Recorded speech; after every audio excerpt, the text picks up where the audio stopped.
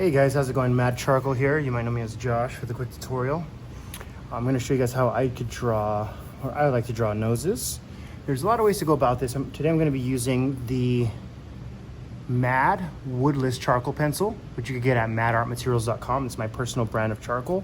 Same with the Mad Blending Stump and the Mad Kneaded Eraser. So all these things come in the Essentials Art Kit if you want that. Or you can get them individually as well. I think just keeping it simple of what to use, what I'm going to be using here, is going to just make it less complicated. And there's a lot of ways to go about it, but even if you have different materials, I like to use these. They're some of my favorites. So hopefully this is helpful. I did a quick tutorial that I posted to Mad Art Materials on Instagram here. This is lips that I did earlier. I did this in about 1 minute. So I'll slow this one down a little bit and kind of break down what it is I'm doing and trying to do with this rendering, with this drawing of a nose. If you guys want the reference, which it's a full face reference that I'm using here, but I'm just going to draw the nose part. I'll have the linked underneath. It's a Pinterest image, just a random Pinterest image. If in the description, if you want to follow along. And the principles I'll be using here are the same principles that I use for drawing literally everything, whether that's an eye, a nose, a mouth, a dog, a cat, whatever that looks like. I don't really draw dogs and cats, but whatever that looks like, it's the same principle. It's all proportion, value, proportion, value really is everything. But then you get into smaller things like texture and scale and there's a lot of other moving parts, but let's just do that. So this is this paper right here. I believe it's Strathmore 400 series drawing paper. It's what I sketch on usually. So I'm gonna make it from let me see where this looks fine for you guys. Like here to here, so you guys can kind of see. Maybe we'll go towards the middle a little bit. We'll go from here to here. Okay, so that's about where I'm gonna put the nose here. The first thing I'm looking at is I'm squinting at my reference, and I'm going to see that there's pretty much two values that I'm looking at, a dark and a light. If you take one of the values that you're looking at and you push it into one of the directions, dark or light, just decide, right? If it's a little lighter, go light.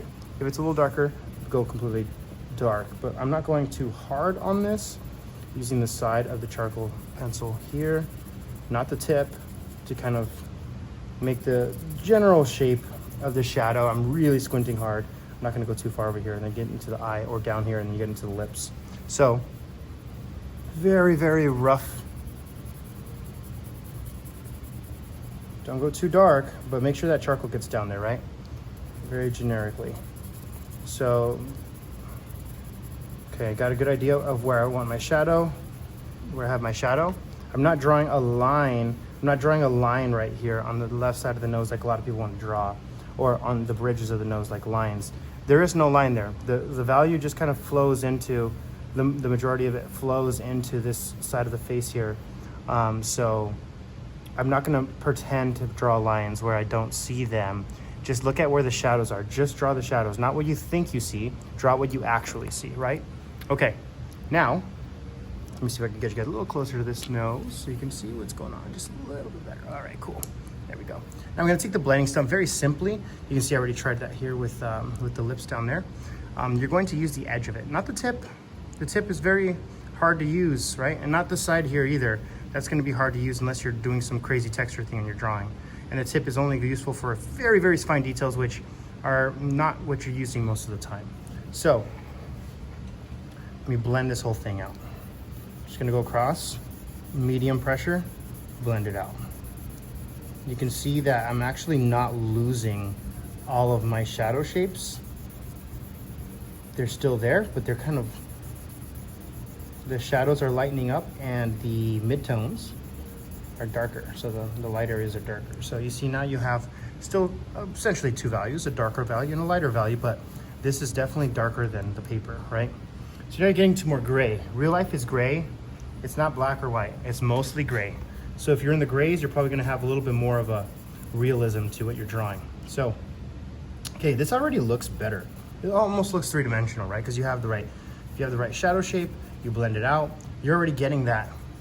It's almost coming off the page just a little bit with 2 steps, right? Okay, so now what I'm gonna do is I'm gonna take the kneaded eraser and I'm gonna start to pop out a little bit slowly, make a chisel shape with my thumbs, start to pop that out a little bit, right? just where the light is hitting. I'm looking at where the light is hitting, lifting it off carefully. Don't go too bright. I know you want to go straight to the white, but don't. Resist the urge. Just lighten a little bit, tastefully. Very small amounts. See what's lighter. Okay, you're getting that a little bit more three-dimensional, including here, kind of where the lips are found, but I'm not going to go into that too much. Okay. Now I'm going to go back to the compressed charcoal, the woodless charcoal pencil. I'm going to start to darken those nostrils, and that's kind of what I see that's a little bit darker, so it's a little more refined, right? Sometimes you're going to need to carve away the shadow shapes a little more accurate. Don't go too dark. You want to build layers of darkness, because if you go too dark, it's just going to look like black and white. It's going to look very flat, right? And you want to have a lot of values. You want to have visually separated values, as many as you can. Sometimes some of my drawings have 10, 12, 15 different values in them. That means darkness, right? Sometimes they have less, but the more they have, usually the more three-dimensional they feel, more atmospheric they feel, a little bit more life to them. Obviously realism isn't always the goal, but I like to do realism part of my work, and then a little bit of abstract expressionism on the other parts. Okay, so you can see it's a little grainy, a little bit toothy. I'm starting to catch the texture of the paper there, and I don't really want all of that, so I'm gonna blend it out a little more. This time I'm gonna go lighter with the blending stump, a little bit lighter, because you can easily lose all the work you've done if you go too hard. So there we go. Lost those highlights again. We'll bring them back in. We're starting to get a little closer on those shadow areas. Okay, so back with the kneaded eraser on the tip. By the way, guys, I have a print drop coming up on April 1st. Early access is the day before that. If you're signed up for the email on madcharcoal.com for my personal artwork, if you're on the email list for that, the print drop is April 1st. If you guys are interested in that, they close really quickly, and they're only out for a limited time, and there's only a limited amount of signed and numbered prints. So if you guys are interested in that at all, that's there. And also some originals are available right now. They're not always available, just so you know. If you're at all interested in my artwork, some people are just artists and some people are collectors and some people are both, right? I want to be both one day. Right now I'm mostly an artist, but yeah. So now that I kind of have those, I want to pick off the brightest part of the nose here is the tip of the nose, and it's the closest part to us, and that's also where the light's catching the most. So I'm just going to go over and over in those areas that I'm trying to brighten up. Don't go straight to white right away. Build it up a little bit, right? Same with the black. Don't go straight to black, so don't go straight to the darkness. Build it out. Layers and layers. Don't lose what you've made, right? I can see that in the nostrils here, there's a little bit of reflected light coming. The cast shadow is this.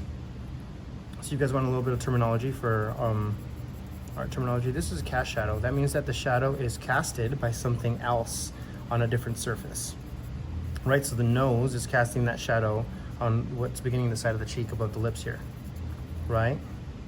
And then what you have here is more of a core shadow here, which that means that the nose has a shadow on itself, casted by itself, right? That means that the other side of the nose can't hit the light because this side of the nose has a light. That's a Terminator shadow. Some people call it Terminator shadow. Some people call it what's the other term for it?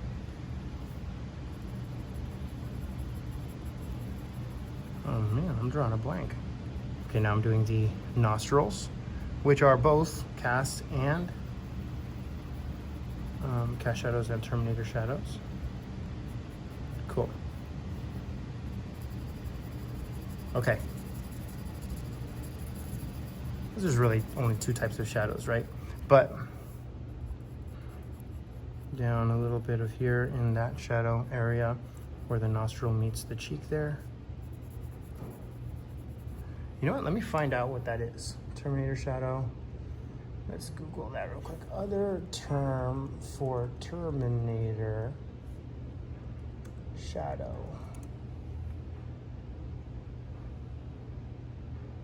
Oh, the shadow line, Terminator line, form shadow, core shadow. That's what it is. Did I even say that? I don't know if I said that earlier. It's okay. Okay, so lost my image. Okay, so the core shadow, or the Terminator shadow, is this part right here.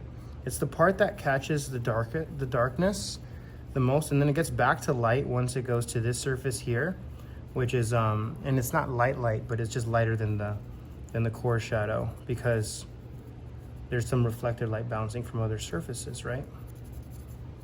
So what we're gonna do is the reflected light area, which is down here where the nostrils are, I'm gonna do very, very gently start to pull that out. Because it might look like, if you look at part on the reference, it might look like there's a brightness to that, but it's very still subtle. Because if you color pick that, if you have like Photoshop or something, or Procreate, you can color pick this area where there's a reflected light, and it's still gonna be way darker than your light area, like here, in your midtones. It'll be way dark, like your midtones and your light area will be way lighter than the darkness of your reflected light. That's still gonna be really dark. I hope I said that correctly. This is gonna be way darker than that, even though this is light compared to its surroundings and this is light, if that makes sense. It's easy to get tricked by that, so don't get tricked by that.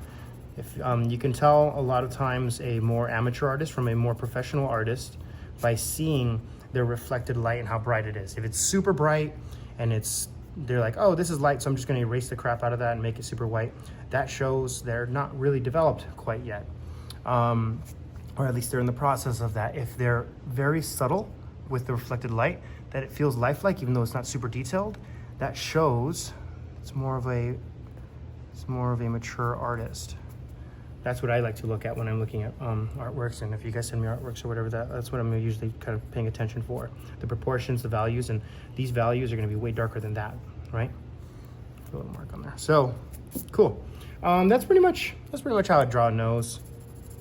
This is gonna be way more of a soft transition up here for the bridge of the nose, from here to here, then a sharper transition here because it's a little more extreme of a shape with the light coming from the top left there. You get really, really dark. You can get as dark as you'd like right here in this nostril area because we know that's one of the darkest points of the portrait. Same with like the pupils and the inside of the mouth, but we're not drawing that right now. And then this gets pretty dark right here, but yeah, so you can render that out as bright, as detailed as you want it to go. Yeah, I hope that's helpful. Maybe I can put the reference here. I'll see if I can figure out how to put the reference on this video. But that's just how I sketched out a nose real quick. I know it's not exactly right. And just basics of how I draw with the charcoal. You could do this with willow charcoal, although it's gonna rub off way quicker. You could do this with a compressed charcoal stick. It's gonna be hard to get the details in. You could do this with anything really, even a graphite pencil. Although these are my favorite materials to use. This is soft. This woodless charcoal pencil is soft because I only create materials in soft charcoal. I don't go hard or medium or extra soft because I think that soft gets you as dark as you'd like to go, and but it's also controllable enough to go light when you need it to go light. I believe in developing your skill and your darkness of your value rather than depending on a pencil that's harder or softer for the most part. I know there's some ultra realistic hyper realism artists out there that depend on that. I get that, but for just like the more expressive drawing like I do, that's not super incredibly hyper realistic and it's just more of a realism and abstract, then I would go with just the soft materials. So that's on madartmaterials.com. I also have a print drop coming at madcharcoal.com if you're interested in my artwork. Hope this was helpful. I'm Mad Charcoal, and I will see you in the next video.